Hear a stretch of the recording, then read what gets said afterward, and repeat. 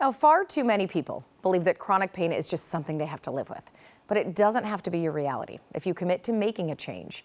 And here to help on this journey today, we have Dr. David Walega back with Integrated Pain Solutions, the sponsor of this segment. Good to see you again, doctor. Likewise. You know, last time we talked about some indications, some signs of chronic pain. If somebody is out there, like, how do they know when it has become that, when it has become something that is more of a chronic issue and not something they're just going to get over? Sure. It's time to talk to a healthcare provider about pain when it's got a consistent, daily, negative impact on one's ability to function, either at work or being able to work out and participate in recreational activities, or just not feeling well enough to get up and do your regular activities of daily living, taking care of the house, taking care of the kids, taking your pets for walks, this sort of thing. Okay, and so that's when, too, I mean, you have to look into pain management, right, which is what you specialize in, and it's not just one size fits all in any way. Exactly.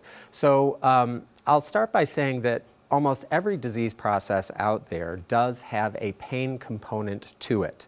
And right now it's, I believe, Diabetes Awareness Month and also Multiple Sclerosis Awareness Month. These are two relatively common problems that do have a pain component to it. So even when you're seeing your endocrinologist or your neurologist for management of that baseline problem, there may be some pain issues that are not being addressed because the focus is on that main health problem.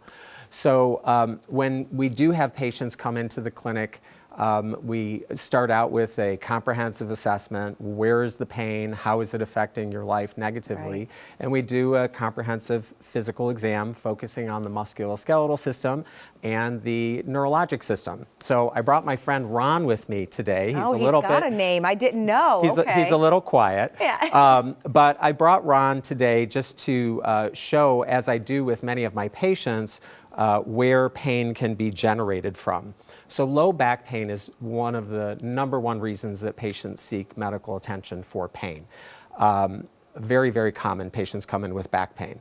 And there are multiple pain generators in the low back that can be problematic. We've all heard of herniated discs or degenerated discs. We've talked about spinal stenosis before. So this is, on Ron, we can see he has got normal anatomy, normal vertebrae, normal discs in between the vertebrae. These yellow things are the nerve roots that exit the spinal canal and give strength and sensation into the limbs. And you know, pain can be coming from the discs, it can be coming from a pinched nerve, it can be coming from the facet joints of the lumbar spine that can become arthritic and create mechanical low back pain. And then there can be other rarer causes of that low back pain as well. Again, pain is not just relegated to the spine. You can have nerve damage from diabetes per se, right. MS per se, chemotherapy can cause nerve damage, and there are numerous treatments in the toolbox that we can use for patients with those problems. And you've even said, unless you commit to yourself, the best you're going to feel is what you're feeling.